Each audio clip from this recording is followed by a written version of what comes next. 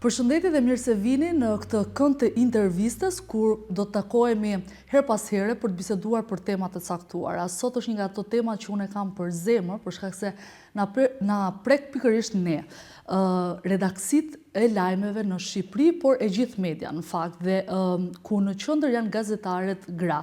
Dhe do ta nis pikërisht me përvojën time personale, kur në 2019 sapo isha bërë nëna. So kohë futem dhe isha pjesë e një prej redaksive të lajmeve kryesore në vend. Dhe për sfidat me cilat u përballa, të cilat mendoja që I kisha vetëm unë në ato momente, derisa në libër u shfaq në dorë nga mikesha ime e titulluar No More Cries in Newsroom, dhe kuptova që me të gjitha ato problematika me cilat po përballesha unë në ato momente, në fakt I kishin rrëfyer në mënyrë shumë të ndjeshme dhe shumë reale gratë gazetare më të njohura në Amerikë. Për të folur për këtë problematikë në Shqipëri, do të jem sot në intervistë me Bleriana Binon. Faleminderit që pranove të vish, edhe që të ndajmë bashkë një moment që është I rëndësishëm për të folur. Faleminderit shumë Denada, është kënaqësi.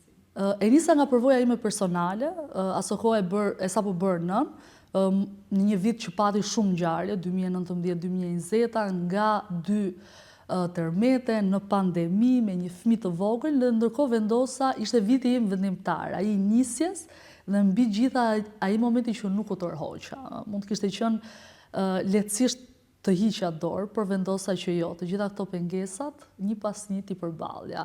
Doja të të pyesja Bleriana, sepse ti ke qenë edhe vazhdon të jesh në koherencë me çfarë ndodh me gazetarët në Shqipëri. Cili është momenti apo rrëfimi më I vështirë që ke dëgjuar nga gazetarët gra në redaksit mediatike në Shqipëri?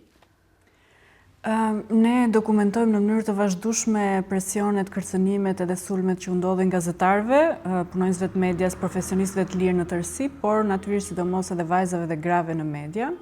Dhe ajo që të prek më shumë, ose ajo që përgjithsisht është e përbashkët dhe që ndihesh e pafuqishme për të ndihmuar, është kur detyrohen të zgjedhin ndërmjet dinjitetit dhe profesionit.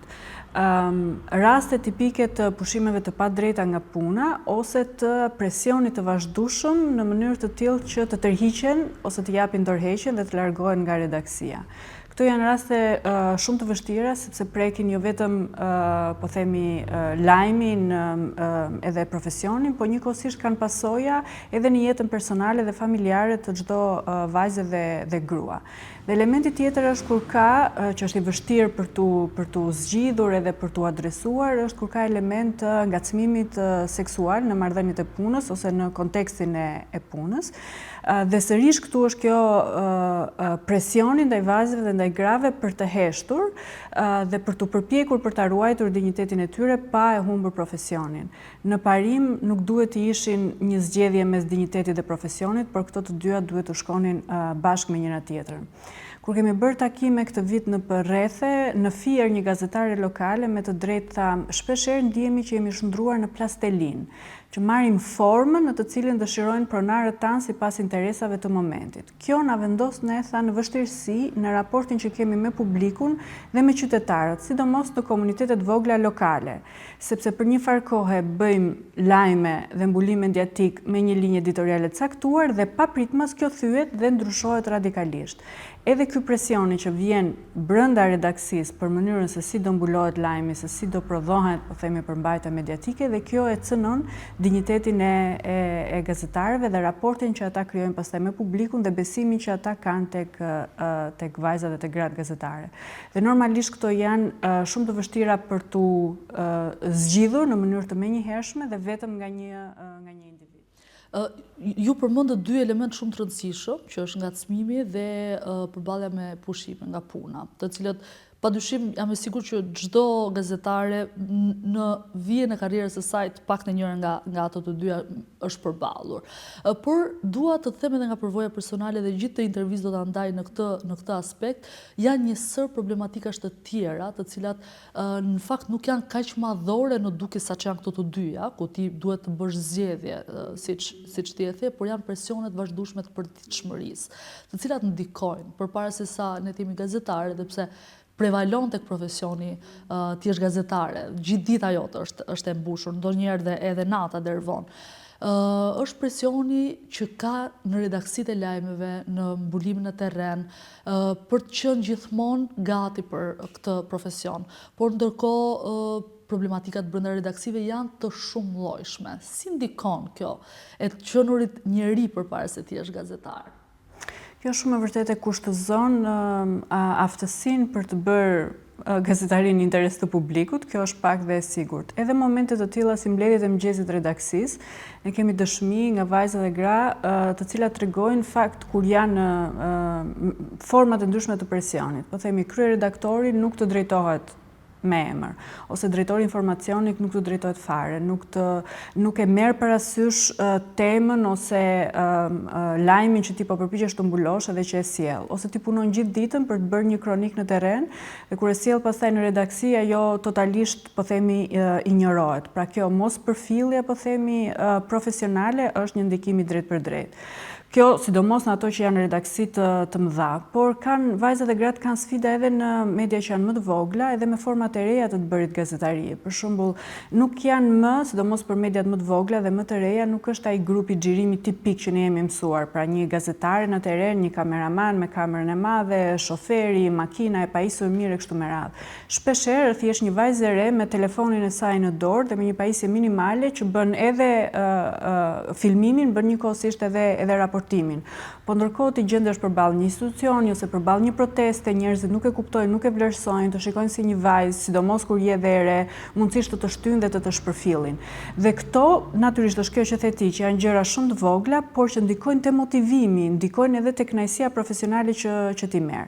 Pastaj janë edhe elemente të tjerë, elemente që ti zgjedh të bësh, për shembull, tema investiguese ose analitike, tek të cilat ti investohesh, pret përgjigjet nga institucionet, herë i merr dhe ndoshta shumë herë nuk i merr, etj me radhë, interviston individë të tjerë, verifikon dhe ke përgatitur një material shumë i mirë. Po gjatë kohës nga tema dhe deri te përgatitja mund të kenë ndodhur elemente të tjerë dhe papritmas kur redaktori, drejtori informacionit, drejtuesi medias e tjerë me radhë të thonë jo, kjo nuk do të dali, ose do të dali në një inkuadrim krejt tjetër. Pra edhe këto vendimarrjet profesionale cënojnë natyrisht sërish motivimin edhe kënaqësinë për të punuar. Shpeshherë prandaj dhe janë të vështira, po themi, funksionimi i mekanizmave mbrojtës, sepse në Shqipëri ne nuk kemi raste tipike të dhunës, për shembull, po themi arrestime të paligjshme të gazetarëve në terren, mbajtja në paraburgim, goditje, kërcënime për jetën, për shembull në Serbi kemi raste tipike, djegje të makinave të tyre, vendosje e bombave në shtëpi, pra raste të dhunës shumë të qarta dhe të dukshme fizike dhe kërcënimit të tyre dhe të familjes gazetarëve.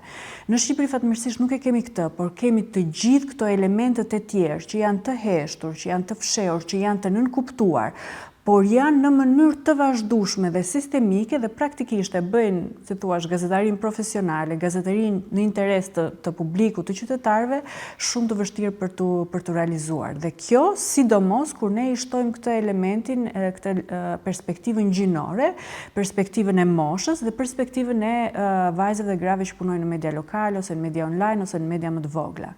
Shpeshherë, kur bëjmë tryeza trumbullakta dhe flasim për barazinë gjinore në media, ka kolegë nga shoqëria civile, nga akademia, por dhe nga media, burra, por edhe gra që ngrenë pikpyetjen, thonë, po këto që po thoni ju nuk janë vetëm për vajzat dhe për gratë në media. Këtu në media ka probleme shumë të mëdha që në fakt janë edhe të burrave, po themi, të profesionistëve. Po është e vërtet, pra problemet janë strukturore dhe janë si për burra dhe për gratë. Por, vulnerabiliteti dhe cënushmëria e grave është shumë e madhe për shkak të kësaj perspektivës gjinore. Nuk është e njëjta gjë kur një burr qëndron në redaksi deri në orën 7 apo 8 pasdite me një grua, sepse në shoqërinë shqiptare gruaja ka dhe rol shumë të rëndësishëm në familje.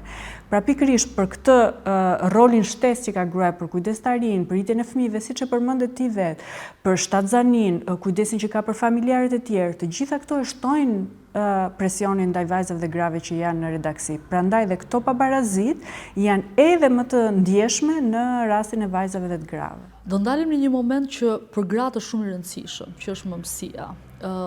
Koha kur përmbushesh e gjithë këto elementet. Por ndërkohë, nëse punon në një redaksi lajmësh dhe këtë e them me përgjegjësi të plot, ky momenti është një ankth. Kjo diskutua dhe në konferencë që ju patët pak kohë më parë, kthehet në një sfidë të cilën duhet të jesh shumë e fortë për ta përballuar, sepse mund ta gjesh veten të zëvendësuar. shumë herë komentet janë që jam shumë e drejt për drejt kur them 9 muaj, po pastaj edhe 1 vit, pastaj edhe në fakt është një proces që unë e kam bërë me shaka kur e kam nisur dhe kam thënë është një proces që nis sot dhe nuk mbaron asnjëherë, shpresoj ta kuptoni, sepse çdo kohë ka sfidën e saj. Si përjetohet ose si shihet në redaksitë e lajmeve dhe mediatike kjo pjesë me cilën kemi parë që të ketë edhe zëvendësime, kemi parë të ketë jo shantazhime, po fakti që një detyrim i heshtur për të kthyer sa më shpejt në punë. Si ke parti në këtë vëzhgimin tënd? Të gjitha raportimet që kemi bërë ne, por dhe sondazhet me gazetarët tregojnë që ky është një problem kryesor. Së pari marrja e lejes së lindjes së plot siç e parashikon ligji, që edhe pse mund të thuhet formalisht edhe me kontratë që ti e ke këtë drejt, nuk ndodh në praktik për shkak sepse gratë ndjejnë presionin që mund të zvendësohen dhe do ta kenë shumë të vështirë pastaj për të gjetur një punë tjetër. Por edhe për faktin sepse kemi shumë informalitet në media, kështu që rrogat nuk janë gjithmonë të plota dhe të deklaruara, por jepen zakonisht një pjesë me bank dhe një pjesë me zarf. Kjo krijon pabarazi në momentin kur ti duhet marrësh pastaj lejën e lindjes nga sigurimet shoqërore, normalisht pagesa është më e ulët. Kështu që dhe ky presioni financiar të detyron që të kthehesh. Pra janë nga shumë dimensione presioni. Ana tjetër që kemi parë është edhe në momentin kur ti kur bëhen intervistat për punësuar ose kur bëhen edhe në formë bisedave ose negociatave. Shpeshherë ata që janë drejtues janë burra dhe pyesin për këtë pjesën familjare në çfarë stadi je. Dhe në fakt ka stepje nëse kuptojnë që je e fejuar ose sapo martuar ose je në këtë që konceptohet në shoqëri si faza kur do të bëhesh nën. Sepse menjëherë projektojnë që kjo do të thotë që për 1 vit do të jesh tazan, pastaj do marrë 1 vit lek, kështu që nuk është investimi i qëndrueshëm në thonjza dhe stepen. Gjithashtu sepse pastaj me fëmijë të vogël gjithmonë sërish për shkak të kujdestarisë nëna do kërkojnë sërish lej, fëmijët janë të vegjël, janë të brish, mund të sumuren dhe kjo e cënon drejt për drejt dinjitetin, rolin që duhet ketë gruaja, duhet ta vendosë në këtë zgjedhje ndërmjet mëmësisë dhe profesionit dhe mundësinë për të rritur dhe për të zhvilluar në karrierë. Çështja është këtu në radhë të parë është ligjore, është rregullatore. Kodi i punës është shumë i qartë në këtë drejtim, madje është edhe i përmirësuar që lejon mundësinë për të marrë lejen e lindjes jo vetëm nënës, por gjithashtu lejë prindërore dhe babait, në mënyrë që këto të kompensojnë njëri tjetrin. Por këtu problemi është se edhe kulturor, pra jo vetëm ligjor, mënyra se si zbatohet. Pra, a janë burrat shqiptar të gatshëm që ta marrin këtë gjë, a janë të gatshëm që t'i mbështesin gratë e tyre në këto momente?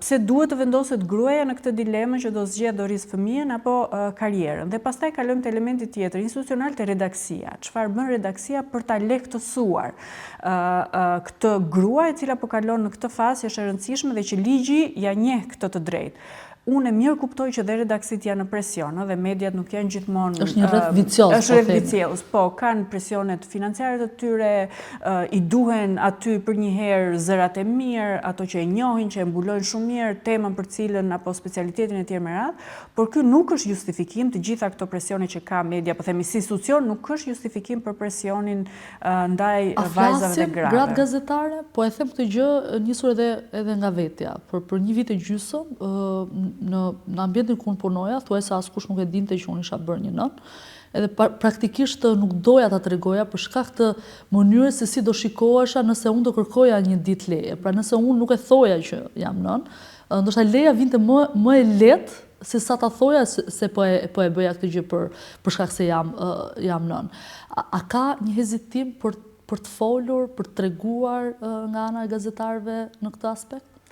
Ne vërejmë një paradoks. Në tryezat rrumbullakta që ne organizojmë, në focus grupe, në sondazhe anonim, në intervista, gratë, por dhe burrat flasin shumë hapur për problemet që kanë në profesionin e tyre. Si ju referova mëmësisë, po, të ngacmimeve, të gjitha elementeve. Pra flasin hapur dhe ne aty i marrim, po themi, dëshmitë, rrëfimet, ose kur raportojnë rastet e gazetarë të sigurt, etj me radhë, pra flitet për përvojat e tyre, për sfidat që kanë, por njëkohësisht tjetërisht edhe si mendojnë ata zgjidhjen. Kjo është një anë. Kjo na jep ne burim, na jep të dhëna, na jep informacion që ne si shoqëri civile pastaj të veprojmë, të advokojmë te institucionet përkatëse për zgjedhje. Por, ana tjetër e vërtet është sa aktiv dhe sa flasin në redaksi, sa i kërkojnë të drejtat e tyre. Fakti që nuk kemi një sindikat dhe njësi sindikate në çdo redaksi, pra një organizim vetë rregullues që do të punonte fort për të mbrojtur drejtat e gazetarëve dhe kjo kushtëzon.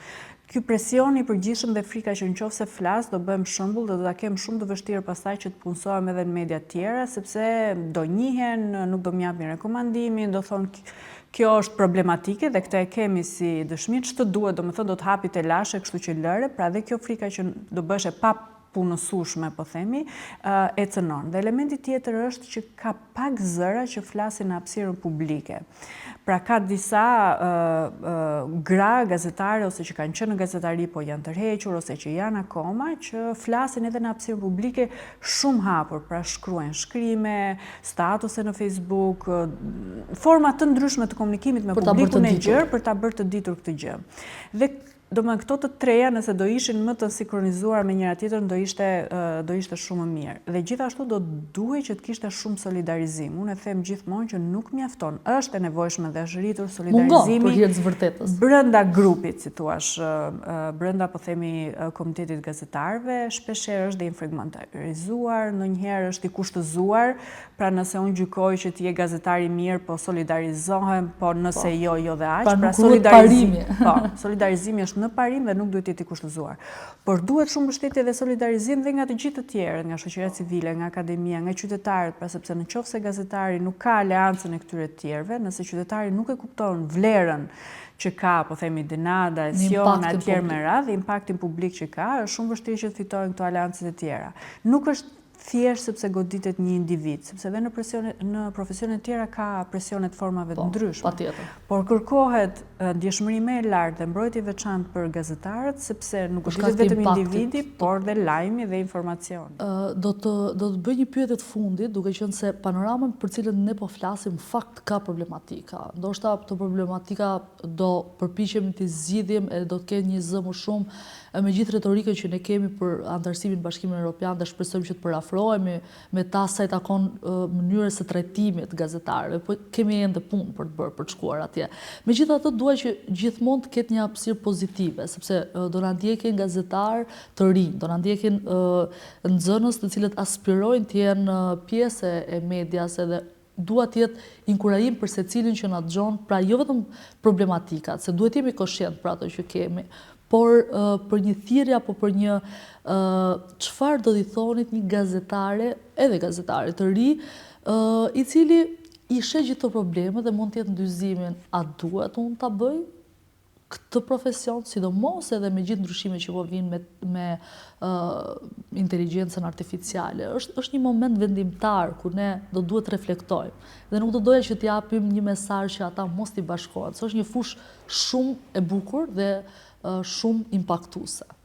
Më shumë se sa unë këtë mesazh sapo edhe ti dhe shembulli i gazetarisë që ju bëni, kjo mendoj që flet më shumë se çdo mesazh tjetër. Unë mendoj edhe si qytetare, por edhe si kërkuese, edhe si përfaqësuese shoqërisë civile me përvojë pune nga çdo gjë që kemi monitoruar dhe kemi parë, që sot më shumë se kur, pikërisht edhe për këto fenomene, siç është digitalizimi, inteligjenca artificiale, ndryshimi i mënyrës se si ne e konsumojmë përmbajtjen mediatike, është e nevojshme gazetaria profesionale, verifikimi fakteve, filtrimi, inkuadrimi, sqarimi i këtyre elementeve, kur qytetarët janë të ngopur nga informacion që i vjen nga të gjitha anët, do kenë nevojë për një, si thuash, boshtë orientues dhe unë besoj fort që gazetaria me integritet është ajo që duhet. Kështu që nuk ka, pavarësisht vështirësive, nuk do të thotë që është arsye për mos u përfshirë në profesion, duke studiuar atë si në akademi, por edhe duke qenë në profesione tjera, duke e përqafuar mënyrën e komunikimit,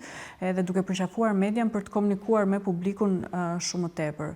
Gjërat po ndryshojnë, pra ka më shumë ndërgjegjësim, ka disa mekanizma të rinj të mbrojtjes, ka më shumë reagim, ka më shumë vëmendje etj me radhë, kështu që të gjitha këto janë, si thua, disa elemente që janë pozitiv. Po ndonjëherë aty ku është më shumë e vështirë, ke edhe më shumë motivim, edhe më shumë satisfaksion dhe kënaqësi pastaj në fund. Ka shembull shumë pozitiv, nuk po i përmendim të gjithë me emër në media sot në Shqipëri që kanë bërë ndryshim dhe impakt me gazetarinë e tyre, me aktivizimin e tyre, dhe mendoj ata janë modelet më të mira tek të cilat ne duhet frymëzohemi dhe duhet i nxisim të rinjt.